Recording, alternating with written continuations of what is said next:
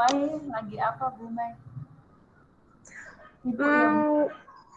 Nggak lagi napa-napa, Bu. Baru cari-cari referensi untuk media mengajar besok. Ya, Bu Mai, boleh saya minta waktunya sebentar Bu Mai? Boleh banget dong. Ada apa nih? Iya Bu Mai, nggak apa-apa ya Bu Mai ya. Saya mau bercerita nih Bu Mai tentang apa yang saya alami tadi ketika ada pelaksanaan supervisi Bu Mai. Baik. Monggo, monggo. Silahkan cerita tentang kejadiannya tadi, Bu. Iya Bu Mai, begini Bu, saya tuh baru saja tuh mendapatkan teguran dari kepala sekolah. Terus ya kepala sekolah saya menerima laporan sih dari Bapak Supervisor yang kemarin baru saja selesai melakukan supervisi pada saat saya mengajar itu. Terus beliau tanpa keberatan gitu, saya merasa berat gitu ketika saya mengajar waktu itu tuh tanpa menggunakan buku teks. Padahal tuh Bu Mai, saya tuh ya mengajar dengan memanfaatkan sumber-sumber belajar lainnya tuh sebenarnya. Nah, ketika diingatkan beliau gitu,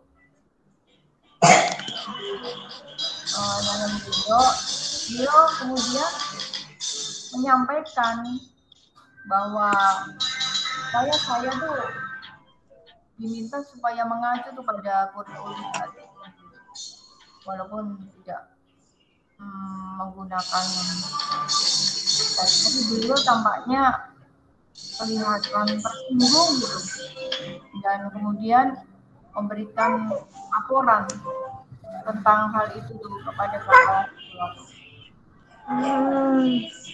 Nanti apa yang ingin Bu Nani dapatkan di akhir percakapan singkat kita ini, Bu? Iya Bu Me, saya tuh sebenarnya saya ingin bisa mengajar tuh dengan supaya murid-murid, anak-anak itu bisa bisa mengeksplor model apa saja gitu dan media apa saja gitu. Jadi semua sumber saya ingin supaya Bapak Supervisor paham, kepala sekolah juga mengerti. Oh, begitu ya, Bu. Menurut Iya, Bu Nani, hambatan apa yang menyebabkan Ibu tidak menggunakan buku teks? ini Bu Me.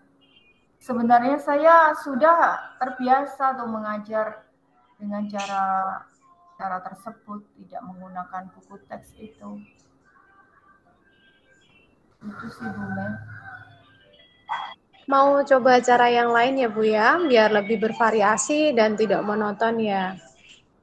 Ya saya pengennya begitu, biar tidak monoton, anak-anak juga, murid-murid juga nggak jenuh gitu, lebih bahagia, merdeka gitu.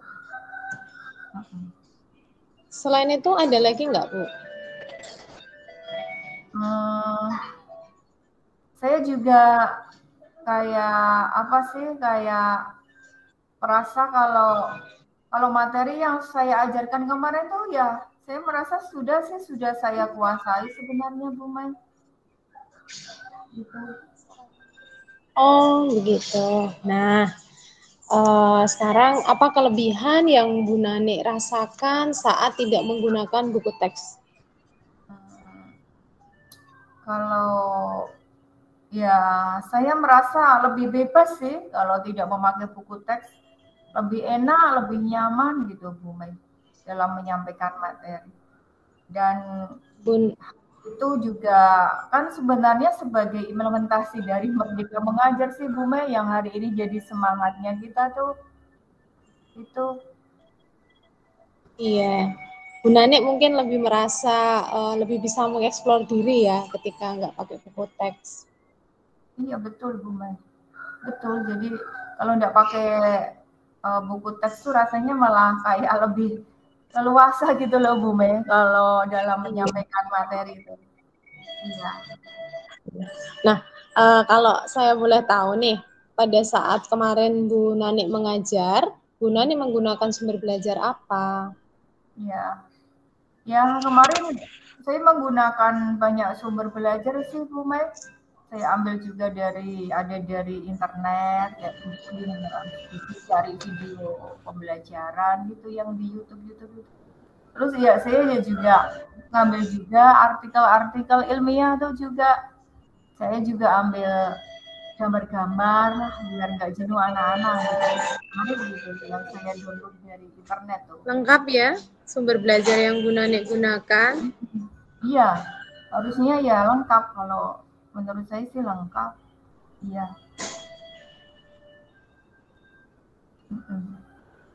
Kalau sumber belajarnya sudah lengkap begitu, saya rasa anak-anak pasti juga lebih tertarik dengan pembelajaran Bu Nani ya. Iya sih Bu Mai. Ya saya berharapnya ya begitu Bu Mai. Jadi ya anak-anak biar banyaklah referensinya, sumbernya gitu, tidak monoton dari buku itu Bu Mai.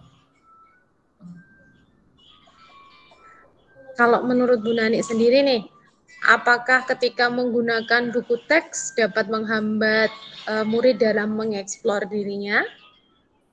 Ya, ya kalau kalau saya pikir-pikir lagi, penggunaan buku teks itu ya, iya sih, tidak akan menghambat eksplorasi murid, tidak akan. Bahkan bisa jadi memperkaya referensi juga dalam mengeksplor materi yang pembelajaran yang saya ajarkan itu. Itu. Ya, saya setuju dengan Bu Nani. Semua bisa kita jadikan sebagai sumber belajar. Artinya semakin banyak sumber belajar yang kita gunakan, maka harapannya akan semakin baik pula hasilnya ya Bu. Iya betul Bu Mai. Betul Bu Mai. Bisa saya komunikasikan juga, kita kombinasikan juga sumber-sumber yang saya pakai dan juga ada buku-buku teks yang jadi anak-anak bisa memilih mana yang mereka mudah untuk menggunakan begitu. Betul sekali Bu Nani. Ya. Kalau begitu sekarang apa rencana Bu Nani untuk dapat menyelesaikan masalah ini? Ya, saya yang pertama akan ini dulu Bu Mai, akan menghadap kepala sekolah dulu gitu ya. Terus ya saya sampaikan atau untuk menyampaikan maaf dulu lah, itu permintaan maaf dulu karena ya saya telah membuat kecewanya Bapak Supervisor gitu. Ide bagus itu Bu. Lalu setelah itu apa yang akan Bu Nani lakukan? Setelah itu saya akan bertemu langsung saja besoknya gitu, di minggu depan sekalian pada Bapak Supervisornya juga minta maaf dan kemudian saya akan menjelaskan kesalahpahaman supaya masalah ini bisa selesai gitu dan tidak menimbulkan salah paham gitu Bu Mai. Ya, apa yang akan Ibu sampaikan kepada beliau? Ya, saya akan mengatakan sih Bu Mai kalau saya akan mengajar menggunakan banyak sumber gitu, mengajar dengan banyak sumber belajar ya. Ya diantaranya ada buku teks juga lah gitu, tapi juga saya eksplorasi juga, ambil dari internet, kemudian ambil dari video pembelajaran tuh yang kesukaan anak-anak tuh sukanya banyak juga itu yang suka dengan pembelajaran pakai video pembelajaran tuh, jadi mereka bisa melihat-lihat langsung apa gitu. Ya itu tadi supaya murid-murid bisa mengeksplorasi materi dengan merdeka itu bahasanya begitu Bu Mai. Betul. Ya. Bagus sekali rencananya Bu Nani. Mudah-mudahan berhasil ya. Iya Bu Meh, pangestunipun. Semoga berhasil nih di minggu ini akan saya lakukan. Untuk selanjutnya, apa komitmen Bu Nani terhadap rencana Bu Nani ini? Saya akan berkomitmen harus untuk selalu membuat rencana pembelajaran yang di dalamnya ada banyak sumber begitu. Jadi tidak hanya nanti RPP-nya tidak hanya dari satu teks saja Bu Me. Nanti RPP saya buat ada eksplorasi materi seperti yang disarankan atau yang kita lakukan di Merdeka Belajar hari ini. Semangatnya kan juga dari PMM gitu ya. Sumbernya harus banyak supaya murid-murid itu senang gitu ketika kita melakukan eksplorasi materi gitu, tidak ada paksaan gitu. Dan nanti juga akan saya serahkan juga pemilihan sumber belajar itu kepada murid-murid apa yang mereka minati gitu, sesuai dengan pembelajaran kita tuh Bu, diferensiasi itu Bu. Iya.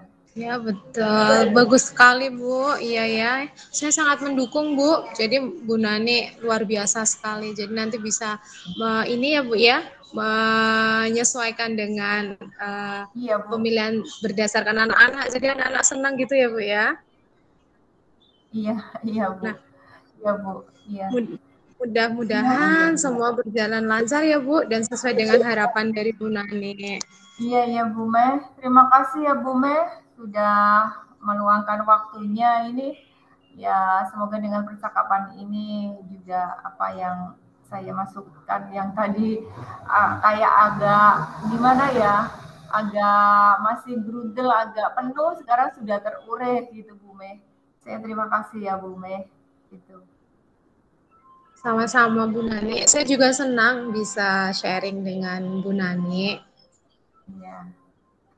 Iya baik Bu Mei, terima kasih sekali lagi ya Bu Mei ya. Ya, selamat bekerja kembali Bu Mei. Assalamualaikum. Iya Bu, tetap semangat ya Bu Nani. Wassalamualaikum. Terima kasih.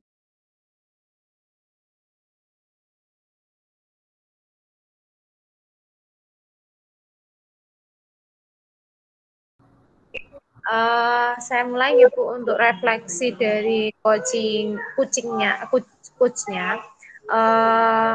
Apa yang sudah berjalan dengan baik selama percakapan tadi. Kalau hasil refleksi dari saya yang sudah berjalan dengan baik adalah kemitraan hubungan antara coach dan coachingnya, sehingga coachingnya dapat leluasa menyampaikan pendapatnya. Kemudian yang kedua, apa yang masih dan perlu diperbaiki atau ditingkatkan. Nah, yang perlu diperbaiki adalah bagaimana cara saya sebagai coachnya untuk mengajukan pertanyaan yang berbobot, agar bisa menggali segala kekuatan dan kompetensi yang ada pada diri coachingnya. Kemudian yang ketiga, apa yang Bapak Ibu lakukan untuk tetap dalam kondisi present atau kehadiran penuh sebelum dan sesaat melakukan coaching. Nah, agar tetap dalam keadaan present sebelum melakukan coaching, sudah harus punya gambaran-gambaran dulu tentang pertanyaan-pertanyaan apa yang nanti akan saya sampaikan dan saya ajukan kepada coach saya.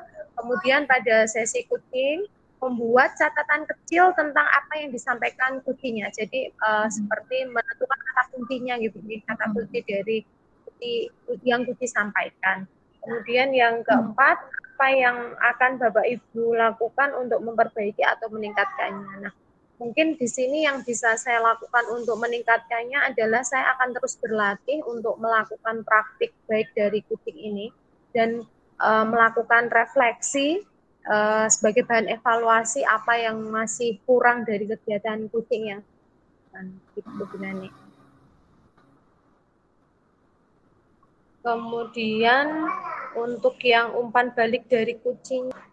Dari kucingnya itu, ya yang saya rasakan sama sebenarnya di awal-awal kucing itu kan kayak semacam masih ada sesuatu gitu ya, masih merongkol, masih merongkol gitu.